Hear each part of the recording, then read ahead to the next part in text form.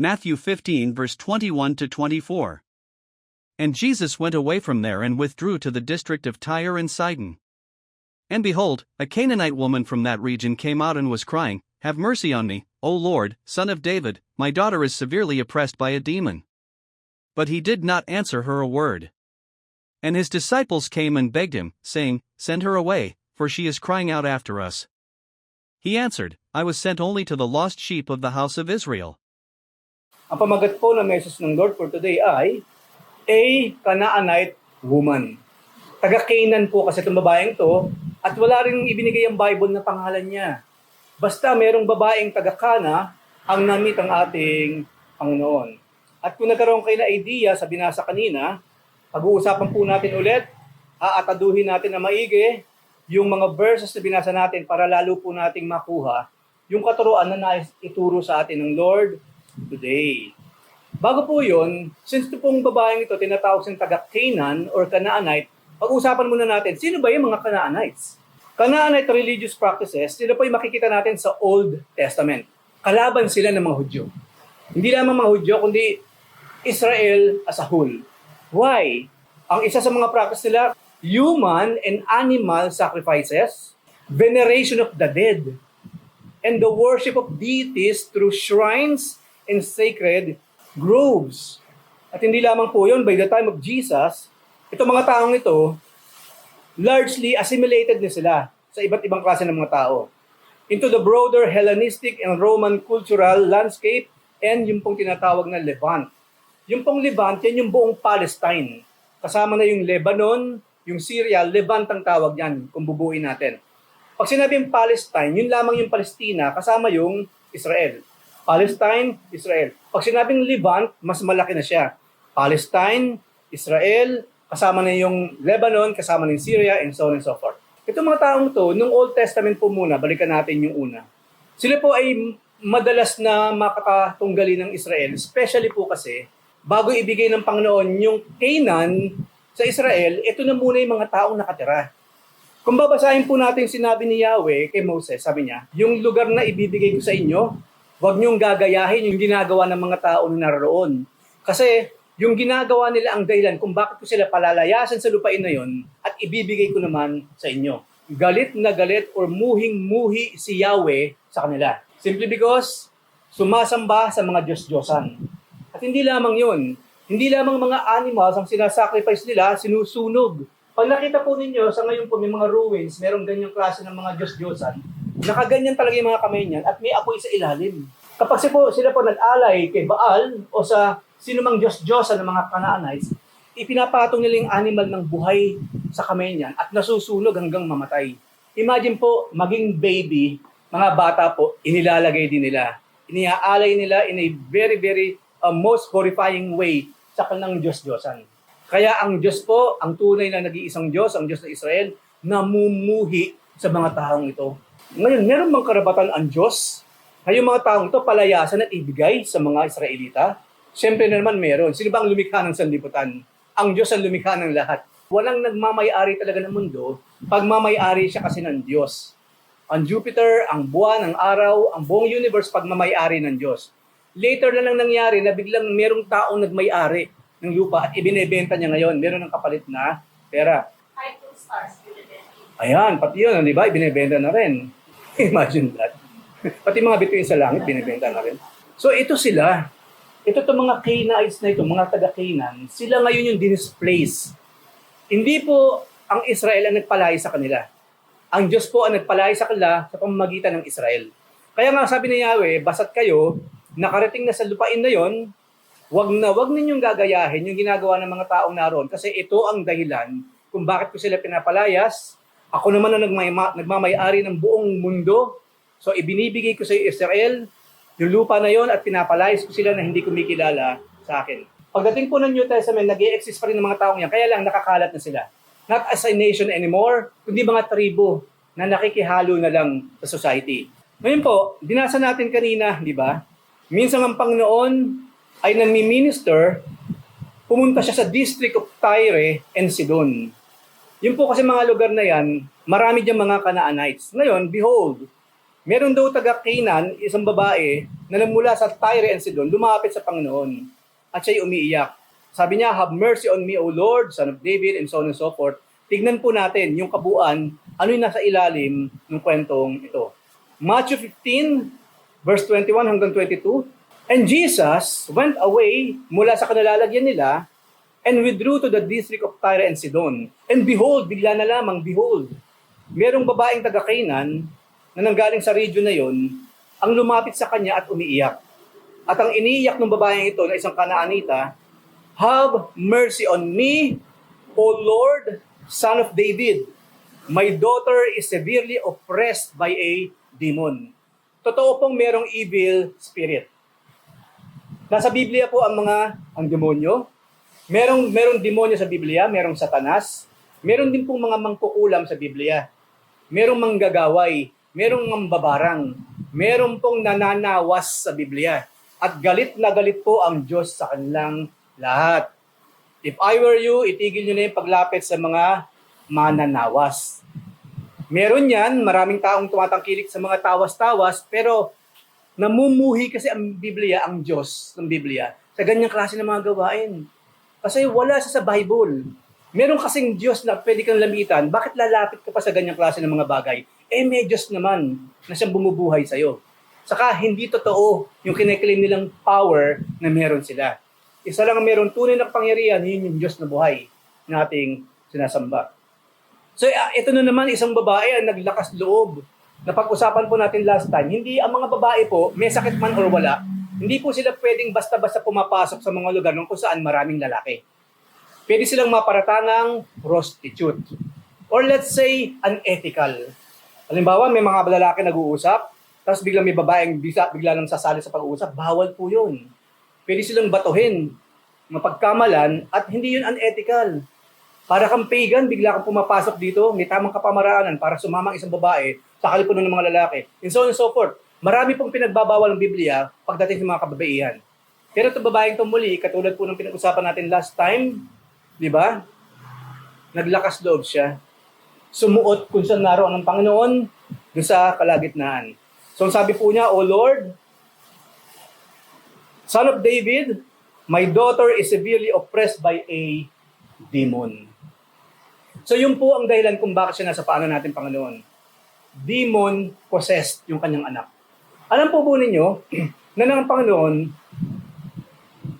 nang isilang ng Panginoon hanggang sa siya nasa ministry, talamak po ang demon possession. Totoo po na may mga taong inaalihan ng demonyo. Kasi po nasa Biblia yun. Ang daming pinagaling ni Jesus Christ ng mga tao na inaalihan ng demonyo. Ngayon po nung araw kasi, halatang halata kapag inaalihan ng demonyo. Sakit. Meron pong klase ng mga sakit, demonyo pala may kagagawan nun. Meron pong instance sa Biblia, kuba. Para siyang yung babaeng kampanera or what. Kaya pala kuba yung tao, demonyo pala ang may kagawan kung bakit sa kuba. Meron din naman dong bata na nakamit ang Panginoon, pinagaling din niya. Nag-epilepsy, na minsan kung sa apoy pa siya bumabagsak. At ang sabi po doon, yung mismong demonyo pala, na nasa loob ng bata, yun yung reason kung bakit yung bata gusto niyang patayin, itinatapon sa apoy through epilepsy. So nung araw po kasi madaling malaman. Una, makikita niyo yung ganung klase ng karamdaman at they're trying to kill themselves. Sakit. Sa panahon po natin ngayon, hindi natin halos ma-discern kung yung sakit na meron yung tao, baka naman may demonyo sa katawan mo, kaya ka ganyan. Ngayon kasi, di ba, ang tinatawag ng mga demonyo ngayon, yung mga lalaking pasaway sa asawa. Ikaw, demonyo ka, lumayas ka, demonyo ka. Pero yung mga demon possession nowadays po, halimbawa po, gusto ko lang linawin, hindi po como may ketong ngayon, demon possessed.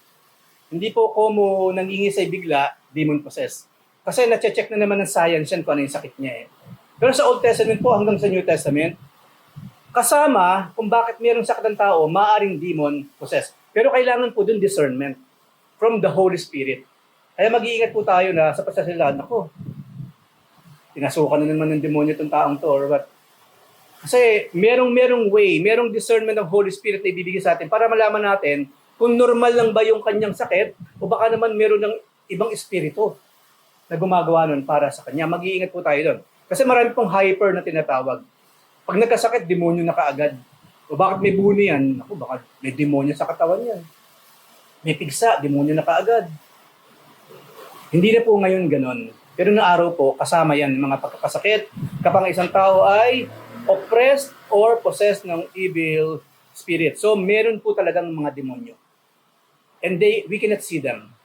We cannot see them. At malalaman nga po yan natin yan sa mga susunod pa noon. Ano yung magandang example po na nakita natin sa babaeng ito? Tama yung kanyang object of faith. Ang tunay na pananampalataya, tama yung binibigyan mo ng pananampalataya. And this time around, tama inalapitan ng babae. Si Jesus Christ alone. Nandun si Peter, bakit hindi si Pedro nilapitan niya? Nandun si Juan, bakit hindi si Juan? Nandun si James, si John, nandun lahat ang apostol, pero bakit ang babaeng to hindi sa kanila lumapit? Kasi alam ng babae, isa lang ang dapat sinasamba, isa lamang ang niluluran at doon ka mananalangin, si Jesus lang. Wala kayong mababasa sa Biblia na bukod kay Jesus, merong ibang niluhuran yung merong pananampalataya sa Kanya. Ang tunay pong pananampalatayang galing sa langit, si Jesus lang ang sinasamba, kay Jesus lang nagpe-pray, kay Jesus lang humihingi, wala na po sa iba. Tandaan po natin yan. Ang tunay ng pananampalataya, si Jesus lang ang binibigyan ng ganung klase ng paniniwala. Wala nang iba pa. Saka ko lang po i-elaborate yan sa mga susunod natin mga meeting. Yung kahalagahan nitong number 1, na dapat tama kung sino yung iyong sinasamba, dapat tama kung sino man yung inyong pinapanalanginan or kinakausap. And that is Jesus Christ alone. So a great faith is lumalapit lamang kay Jesus. Period. Wala nang iba pa. Number 2 po, ano ba yung great faith na tinatawag? Ang great faith po, tunay siya kapag yung tao repentant. Mapaghingi ng tawad sa lahat ng kasalanan kanyang ginagawa. Example ulit, itong babaeng to. Ulitin po natin yung verse natin kanina. So sabi ng babae sa verse 22 po natin tignan, and behold, a Canaanite woman from that region came out and was crying. Ang sabi niya sa ating Panginoon, have mercy on me. Sabi niya, O Lord, the Son of David. O nga po pala, dito na lamang tayo, ito pong Son of David, hindi mo tatawagin si Jesus by that time na Son of David kung hindi ka niniwalang si Jesus yung Messiah na ipinangako sa Old Testament. Kasi po ang isa sa tawag sa Messiah, sa tagapagligtas, sa Diyos na magkakatawang tao, sa Old Testament is the Son of David. Kaya po makikita niyo big S. Hindi siya small s. Sa Bible po kasi, pag Diyos na pinag-usapan, dapat capital letters. So yung pong Son of David na sinasabi sa Old Testament na siya magliligtas sa buong katauhan, yung title na yon ibinigay ng babae kay David kay Jesus Christ mismo. So ang babaeng ito po, hindi lang basta tama yung faith na meron siya kay Jesus Christ, tamang-tama talaga.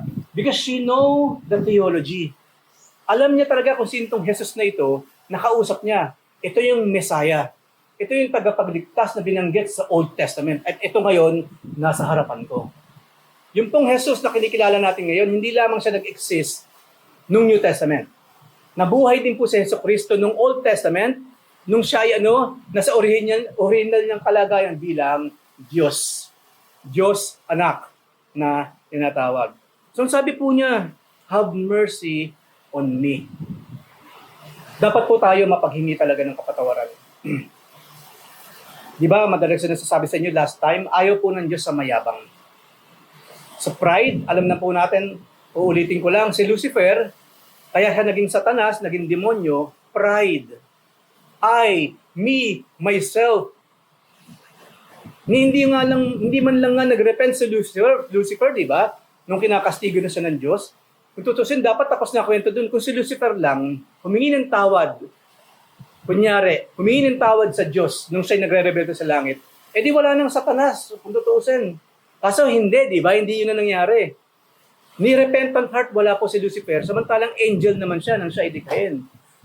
Kaya po ang Diyos galit na galit sa mga tao na hindi marunong humingi ng tawad. Anong klaseng paghingi ng tawad ang usapan natin? Number 1, siyempre sa Diyos. Pagkagising natin sa umaga, humingi muna tayo ng tawad, Panginoon. Kagabi, ganito. Kanina, ito na naman kaagad na naisip ko. Instead na pasalamatan kita, maalala ko yung mga ginawa mo sa aking buhay, O Lord, naalala ko naman yung mukha ng boss ko. Nahihirapan naman akong pumasok sa trabaho kasi kung pwede lang, wag na ako magtrabaho kasi ayoko makita yung mukha talaga ng kasama ko na yan. Di ba kadalasan ganun sa mga may mga trabaho, pumapasok sa anytime, anything na gagawin natin, kung pwede lang, hindi na ako pumunta doon kaso kailangan ko talaga sumahod eh. Kasi ayoko makita yung mukha nun. Marinig ko pa lang yung bibig niya, wasak na mundo ko. Di ba ganun tayo mga tao, di ba? Now imagine, tapos hindi pa tayo nagre-repent. Isipin mo, buong maghapon, hindi tayo humingi ng tawad sa Diyos. Ano yung hihintayin natin pagpapala mula sa langit? Wala. Wala. Ganun po kahalaga yung paghingi ng tawad. Sabi niya, have mercy on me. Hindi na inelaborate ng babae kung ano man yung kasalanan na nagawa niya, but surely meron. Surely. Yung kaagad ang sinabi niya, Lord, have mercy on me. Kung ako'y nanonood by that time, ba't kaya humingi ng tawad kaagad ng babaeng to? Ano kaya kasalanan nagawa niya? Hindi niya na-elaborate kasi alam ng babae, bilang human, bilang nanggaling sa lipi ni Adan na makasalanan, siya mismo ang kanyang dugo na nananalaytay yung sinful nature. Lahat po ng taong wala pa kay Jesus, taglay yung sinful nature ni Adan at ni Eva. According po sa Biblia, sa sinapupunan pa lamang po ang bata may kasalanan na. Hindi dahil yung bata may ginawang masama, kinalmot-kalmot niya yung tiyan ng nanay niya, nung nasa lubos, sinipasipa niyang gano'n. Hindi yun. Yung bata, wala pa siya nagagawang kasamaan sa loob ng sinapupunan ng kanyang nanay. Pero makasalanan siya. Bakit? Kasi nananalaytay sa kanya yung dugo ni Adan. Yung maruming dugo ni Adan. Kaya nga po, kailangan natin ng malinis na dugo ni Jesucristo. Na kailan niya ibinuhos yun doon sa krus ng Kalbaryo. Yun yung purong dugo na kinakailangan matanggap natin sa magitan ng pagbibigay ng great faith sa ating Panginoon. At ang babaeng to, I believe in my heart, meron siyang ganung klase ng puso at kalinisan, not because of her, but because of her faith in the Lord Jesus Christ. Have mercy on me. Doon na lamang sa taglay niyang sinful nature, humihingi na kaagad siya ng tawad sa Panginoon. Hindi lamang yun. Kanaanite siya eh. Hindi siya Hudyo, hindi siya Israelita. Sa kabilang pamilya talaga, totally, wala siyang kinalaman sa mga taong to. Totally, wala siyang kinalaman kay Jesus by that time. So automatically, alam ng babae, I am a sinner. Ang mga kanununuan ko, sumasamba sa Diyosan. Nag-aalay pa ng mga bata sa apoy. So alam ng babae, by nature, she is a sinner, kaya humingi ka agad siya ng tawad sa ating Panginoon. Gusto ko pa idagdag, kadalasan po pag humingi tayo ng tawad sa Diyos, kasi meron tayong nagawang kasalanan. Nakabulyaw na naman tayo ng someone, ngayon kaagad tayo tinaasan kaagad ng kilay, ang sungit-sungit kaagad natin, ang dami na kaagad nating mga sinasabi, samantalang wala pa nangyayari. Humingi na rin tayong tawad doon. Pero tayo ba minsan humingi ng tawad dahil sa pagiging karumihan ng ating dugo, ng ating budhi or what? Yung bang kahit wala ka nagawang kasalanan, alam mo naman, pero since by nature makasalanan tayo, nagawa ba natin humingi ng tawad sa Panginoon because of that? So hindi lamang po tayo humingi ng tawad sa Panginoon kapag mayroon tayong nagawang active sin. Humingi rin po tayo ng tawad sa Panginoon katulad ng babaeng to dahil meron tayong passive sin. Nanggaling nga po yan sa lipi, sa dugo ni Adan. So, isa po yan sa great faith. Dapat po merong paghingi ng kapatawaran. Number 3 po. Ano ba yung tinatawag ng great faith? Number 3, ito ay punong-puno ng paggalang. It is reverent. Ang sabi sa verse 23, so lumapit siya sa Panginoon, sinabi niya yung reason kung bakit siya lumapit. Ang anak niya ay inaalian, pinapahirapan ng isang masamang espiritu. Ang ginawa ng Panginoon sa verse 23, but Jesus did not answer. Nanahimik ang Lord. Jesus did not answer sa kanyang mga sinabi. And his disciples pa, ito pang isa, hindi na nga umimik ang Panginoon. Yung mga disciples, lagi silang ganito yung mga apostol. Lord, send her away. Palayuin yan, Panginoon. Bakit? Kasi she is crying out after us. Kasi iyak ng iyak sa harapan natin. Mamaya sabihin nila, meron tayong ginawang masama sa babaeng yan at umiiyak sa harapan natin. Hindi lamang yun, ang ingay-ingay. Ang tinis-tinis pa naman ng boses niya, pag umiyak pa, lalo nang ang sakit sa tenga. Ang mga apostol po, makikita ninyo, ganyan sila. Noong mga nakaraan, di ba, sila rin yung tinanong ng Panginoon, sino ang humipo sa akin? Ang sagot nila, ang dami-daming tao dito, tatangunin niyo kung sino ang humipo sa inyo. Ngayon naman, ganyan na naman ang sagot nila. Palayasin niyo, Panginoon, ng babaeng ito, ang ingay-ingay niya. Umiiyak sa ating harapan. Hindi lamang yon. So, hindi na nga umibig ang Panginoon, negative pa yung sinabi ng mga apostol. Ito pong sinabi mismo natin, Panginoon. Ang sabi ni Jesus sa babaeng ito, I was sent only to the lost sheep of the house of Israel. Babae. Kumbaga, ire-repress ko, babae. Taga-Canaan ka, di ba? Hindi ba hindi ka Israelita? Ang sinasabi ng Panginoon, Israel lang ang reason kung bakit ko ginagawa ang lahat ng ito. Yung pang sinabi ng Lord sa babae. Di ba parang yung sinabi ng Lord, kawalan pa ng pag-asa? Ay, pasensya ka na. Hindi ka pala kasama sa group namin, so wala akong maibibigay na pabor sa'yo. Parang kumbaga nag-grupi-grupi na ang Panginoon, parang gano'n na lumalabas. Hindi ka naman kasama sa club na ito eh. Member ka ba? Nasaan yung membership card mo? Eh hindi pala eh, lumayas ka. Katulad sa sinabi ng mga kasamahan ko. Parang napaka-sarcastic pa, napaka-heartless yung sinabi ng Lord. Ngayon, ano yung naging sagot ng babae? Sa 3 beses yung sinagot na parang napaka-unfavorable sa kanya. But, lumapit pa rin yung babae, lumapit pa, at lumuhod sa harap ng ating Panginoon, lalo pa siya sumigaw ng malakas na, Lord, help me. Ibig sabihin po na, gano'n talaga ka-desperado ang babaeng ito. Kasi pinag-usapan dito, anak niya eh. Tapos inaalihan pa ng masamang espiritu. Anong gamot meron para mapalayas ang demonyo? Yung ketong pwede pa ngayon, di ba? Pwede pa eh. Yung mga bune, bet-no-beat lang naman yan eh. Maraming sakit ngayon, kayang-kaya na ng tao eh, gawa ng paraan. Pero pag evil spirit na pinag-uusapan natin, anong gamot ang pwede nating inumin para mapalaya sa isang demonyo? Anong klaseng gamot? Wala. Sa Biblia po, ang demonyo, unless mapalayas ng someone more powerful than him, mananatili yan sa tao. Patuloy siyang titira sa buhay ng tao, sa katawan ng taong ito, hanggang sa ang yun pong tao mamatay. Maluoy hanggang mamatay. Ang point ko po, walang ibang pwedeng lapitan ng babae para yung anak niya gumaling. Last resort or best resort niya ang ating Panginoon. Makikita po natin dito mga kapatid, yung kanyang paggalang. Tayo kaya yung sagutin ng ganyan. 3 times tayong tratuhin, sagutin in a very sarcastic way. Una, kunyari pumunta tayo sa munisipyo, lumapit tayo, meron namang teller, meron namang tao sa likod. Ito po yung pangailangan ko, ganyan-ganyan, ito pa yung mga requirements. Tapos imagine hindi tayo pinansin. Tinitingnan mo yung kuko niya, kung okay ba yung kuko or what, tinitingnan niya. Di ba galit na galit tayo sa ganun? Kasi para sa atin, nasa posisyon kang ganyan sa City Hall. Ang trabaho mo, gawin mo. Kasi naranasan natin kung gaano kahirap lumapit sa mga taga City Hall, di ba? Naranasan ni Joy yan nung kami nagpapatayo. Kulang na lang sabihin nila, magpadulas ka. Padulas. Hindi na po under the table ang pinag-usapan ngayon. Over the table na. Kasi alam nilang lahat yung sistema sa loob. Yun naman po, bago si Biko ang naging mayor. Pero po nung si Biko na, I'm not saying, hindi po ako, para iboto natin si Biko. Pero witness po tayo, na maging yung City Hall, naging maayos nung si Biko na nakaupo. But still, hindi pa rin perfect yung mga naroon.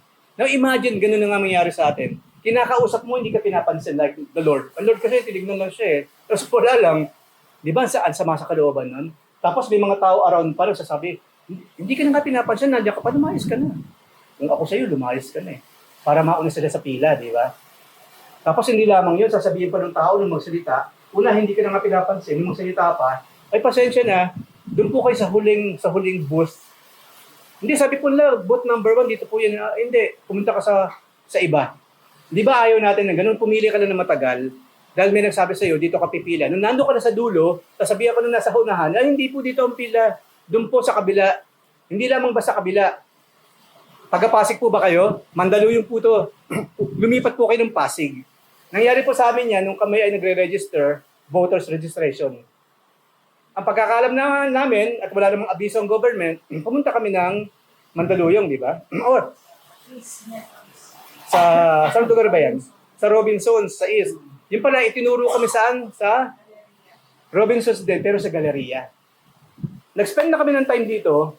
Pagdating namin sa loob, buti nagtanong si Mrs. Yung pala, hindi doon, dilipat kami. Pagdating namin sa kabila, ang haba rin ng pila.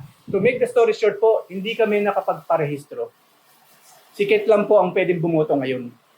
Kaming dalawa ni Joy, hindi. Mas masahaw yung naranasan ng babaeng ito. Kasi ang Lord mismo yung kausap niya, kasama yung mga apostol.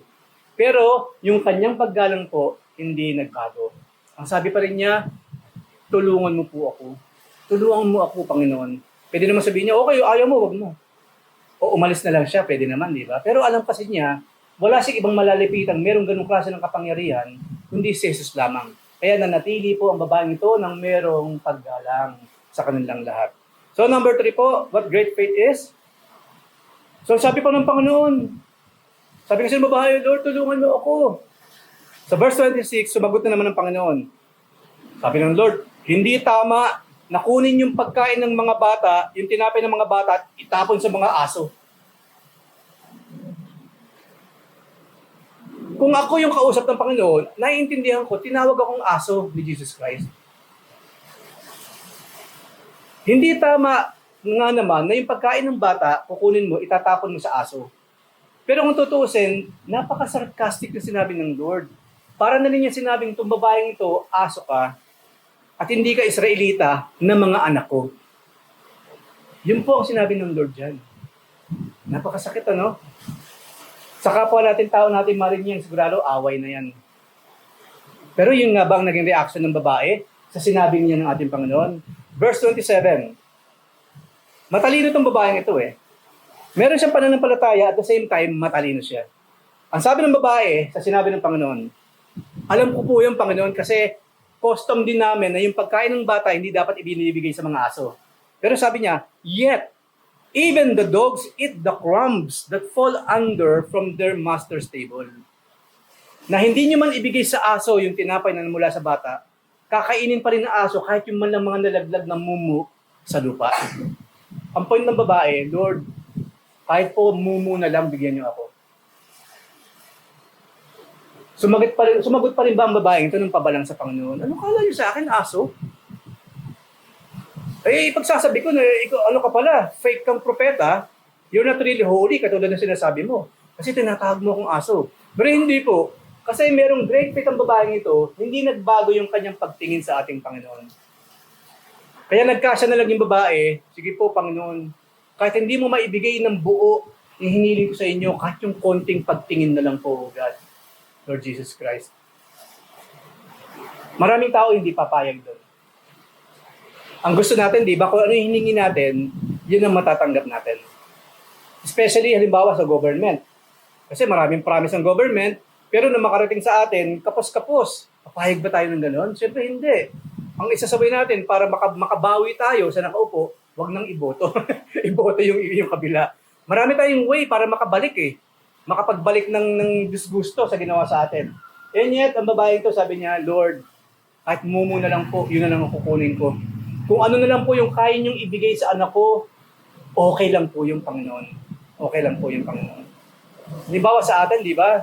Pag meron tayong karamdaman, meron tayong mga loved ones, may karamdaman, walang makapagpagaling at hindi lamang yun, number 1, wala tayong pera para dalhin sa doktor, walang pera para dalhin sa ospital, wala rin pera pambili ng gamot. Di ba, talagang durug na tayo, tapos makakarinig pa tayong ganyang klase ng mga salita. Ang tendency na natin, talagang maging desperado na lang. Maguluhan na lang ang ating isip, we will break down and cry. Pero, dapat po ang tunay na pananampalataya, meron din namang wisdom or talino. Katulad po sa ginagawa ng maraming mga magulang, kapag ang mga bata may karamdaman at wala sa mga pagkakuhanan, gumagamit sila ng mga kapamaraanan. Maraming parents po kumakain ng mga pagkain halos palis na. Para lang yung mga bata makakain ng hindi panis. Naalala ko po kasi yun kinukwento ng parents ko.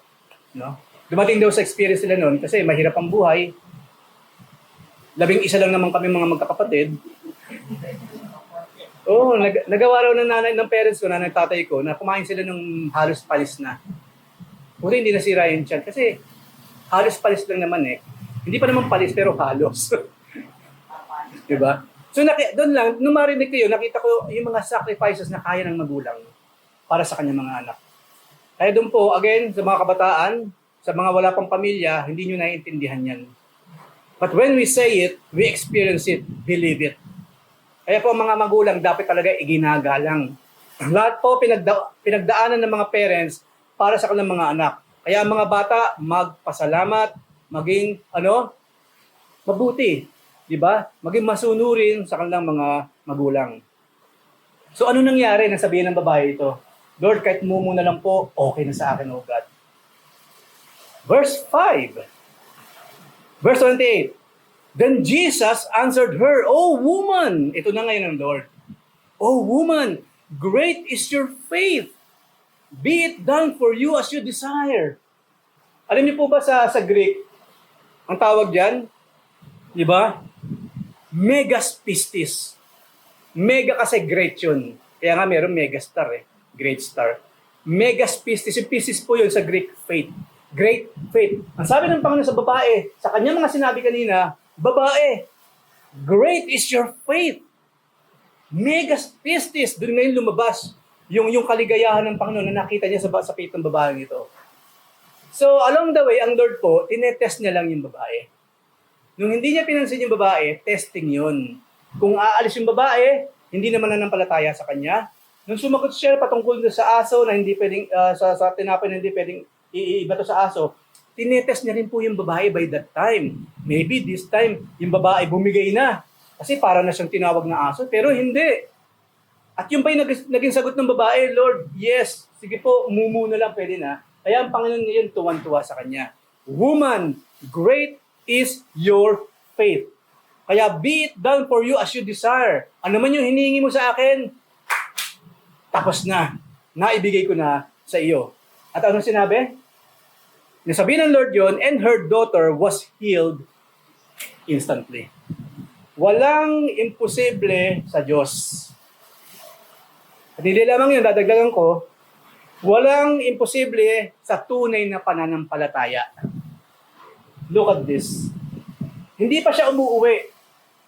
Pero sabi ng Panginoon, magaling na yung bata. Imagine kung gaano kasaya itong babaeng ito, itong Kanaanite woman ito, habang siya ipapauwi sa kanyang tahanan. I'm really, really sure, dadatnan niyo yung batang malakas, normal, at masaya ang pamilya. Nagliliwanag muli ang kanyang pamilya because of her faith in the Lord Jesus Christ. Tama, inilapitan ng babae, nag-persevere siya sa kanyang faith na anuman ang narinig ko sa apostol man o sa testing ng Panginoon, mananatili akong naniniwala sa Kanya at nakuha niya yung kanyang nais mula sa ating Diyos. Napaka-makapangyarihan ni Jesus Christ kasi po, hindi na kinakailangan ni Jesus Christ pumunta sa bahay nila. Sige po, asan niyo yung daughter? Palabasin po yung daughter. At nagkaroon ng pagpapambuno between Jesus Christ and yung demon. Wala pang nangyaring ganun, walang paglalabanan. Sinabi na ng Lord, be it unto you. Lumayas yung demonyo at that point in time. Umalis sa katawan ng bata. Yan po yung kapangyarihan na dulot ng great faith sa ating great God, the Lord Jesus Christ. Tinuturuan pa tayong mag-persevere. Kung parang sa tingin natin, hindi yata sinasagot yung ating mga dalangin, hindi po maybe. Malamang po tinetesting ng Panginoon ang ating pananampalataya. Kaya nga po, di ba, lagi ko sinasabi sa inyo, blessed are those who patiently waits for the Lord. Pinagpala yung mga taong hinihintay kung kailan ibibigay sa kanya ng Diyos yung kanyang hinihingi. Tandaan po natin, Diyos siya tayo tao. Ang masusunod yung timing niya. Ang masusunod yung kapamaraanan niya. Diyos ang masusunod, hindi tayo. Tayo humihingi lang. Hindi natin pwedeng patayuin si Vico. Meron tayong ilalapit kay Vico dahil may nangyayari sa barangay. Pupunta ba tayo ng City Hall? Kasi kay Vico, tumayo ka dyan, gawin muna yung yung sinasabi kong kailangan sa barangay namin. Hindi natin pwedeng gawin kay Vico yan. Lalong-lalo nang wag natin gagawin sa Diyos. Panginoon, naun na. Ang tao pa naman ngayon, laging instant. Lahat gusto instant. Instant yaman, instant ganda, instant puti or what. Lahat instant. Noodles, lahat, pati pagkain instant na ngayon, di ba? Huwag nating tataratuhin ng Diyos in a very, very instant way. May tama siyang timing, may tama siyang kapamaraanan. At ang Lord po, kapag siya kumilos, hindi lamang para sa kanya, hindi lamang para doon sa anak niyang gumaling, para sa buong pamilya. Ang Diyos po, kapag kumilos sa buhay ng isang tao, for the greater good of all. Kaya po, tayo kapag may hiling sa Panginoon, dapat po iniisip din natin yung mga taong nakapaligid sa atin. Hindi tayo lang. Lord, payamanin mo ako para mayaman ako. Masaya ako, makabili ako ng maraming bahay kahit hindi ko naman tinitirahan, makabili ako ng maraming cellphone kahit nabubulok lang naman sa cabinet, para makabili ako ng maraming damit, isinisiksik ko lang naman sa ilalim ng lamesa, or sa kama, at pag nakita ko, nagka-doble pa, nakabili na pala ako ng araw, hindi ko alam kasi siniksik ko lang eh. Alam niyo po ba na true to life yun? May mga kapatid ang ganyan sa abroad. Bili sila ng bili ng damit, accumulate. Bilang isang araw, risoto nilang ganyan. Naglinis sila na ilalim ng kama. Meron na pala silang ganun. Nabili na nila years ago. Hindi lang alam, hindi lang naalala, nakabili na sila. Why? Consumerism. Bili ng bili, hindi naman kailangan. True to life po yan. Meron ko namit na ganyang klase ng mga tao. Bili ng bili. Na hindi niya namamalayan, nabili niya nung araw yun, hindi lang niya napapansin. Sayang, di ba? Sayang. Alam niyo, isa po yan sa ayaw ng Diyos. Yung pong ubos biyaya. Ayaw ng Diyos yan. Kasi po, kung mauubos man yung biyaya, dapat hindi sa atin lang. Dapat po sa nakararami. Yun ang gusto ng Diyos. For the greater good. At again, alam ninyo yan ng mga magulang kasi ano man ang kinikita ninyo, hindi naman para sa sarili nyo lang, di ba? Para sa buong pamilya. Kaya po ang Diyos natutuwa. Muli, pinupuri ko ang mga magulang, ang mga parents here, kasi alam ninyo kung ano yung ginagawa ninyo para sa inyong mga pamilya. Hindi nyo sinusolo ang lahat, kundi para sa lahat ang ginagawa ninyo. Sabihin ko po sa inyo, natutuwa ang ating Panginoon because of that. Natutuwa siya. So, hindi pa lang para sa kanya, hindi lamang sa kanyang anak, kundi para sa buong pamilya, sila ay naging masaya. Sa buong angkanan, imagine malaman nila, yung pinsan mo gumaling na. Wala nang demonyo. Di ba buong angkanan yan, matutuwa. Matutuwa silang lahat. Dahil sa faith na meron ng babaeng ito sa ating Panginoong Jesucristo. So, panghuli po, what is a great faith? Number 1, ang tunay na great faith, merong tamang object of faith, and that is the Lord Jesus Christ alone. Pangalawa, ang great faith ay repentant, mapaghingi lagi ng patawad. Ang great faith po, punong-puno ng paggalang. Hindi mo pa nakukuha, pero magpasalamat ka na. Di ba? Number 4, ang great faith po, persistent. Hindi ko pa nakukuha, titigil na ako sa pananalangin, or sa ibang Diyos na ako lalapit. No, never. Hindi ginawa yan ng babae, kundi naging persistent siya sa kanyang pananampalataya sa Lord. And panghuli po, kapag meron tayong great faith, marireceive natin yung reward from our Lord. Ang sabi po sa Book of Ephesians, ang Diyos daw kapag nagbigay, higit pa sa ating inaasahan. Pag meron tayong hiningi, pagbigay ng Panginoon, para sa lahat to Maraming salamat sa iyo, O Diyos, na hindi lamang sapat sa akin, kundi sapat sa aking buong pamilya. Yun po, ganun po kabait, ka-holy, ganun po ang kapangyarihan ng ating Panginoon sa Kristo. Kaya huwag po tayong lalapit sa iba, sa Kanya lamang. Dahil sa nakita natin sa Biblia, maraming beses, si Kristo lamang nilalapitan ng sinumang nananampalataya sa Kanya. And lastly po, ang ating verse to ponder, gano'n ba kahalaga ang faith?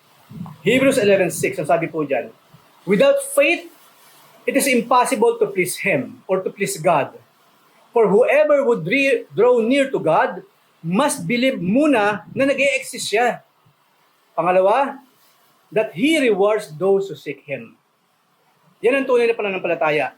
Tayo po naniniwalang meron talagang Jesus ngayon na nakatingin sa atin sa langit. Tayo po naniniwalang merong Diyos ngayon na actively kumikilos sa ating buhay at laging tumutulong sa atin sa tuwing tayo nangangailangan. Yun ang tunay na pananampalataya. Naniniwala akong merong Diyos. Hindi ko siya nakikita pero nandyan siya. Tumutulong sa aking buhay at tumutulong din naman para sa iba. At siya nagpapala sa tuwing ako ay nakakapagbalik ng mga pasasalamat in many forms sa Kanya. So tandaan po natin kung meron tayong pangailangan, gumaya tayo sa babaeng ito. At sigurado, bakit hindi ibibigay ng Panginoon? Kumpara naman sa lahat ng ating hinihiling.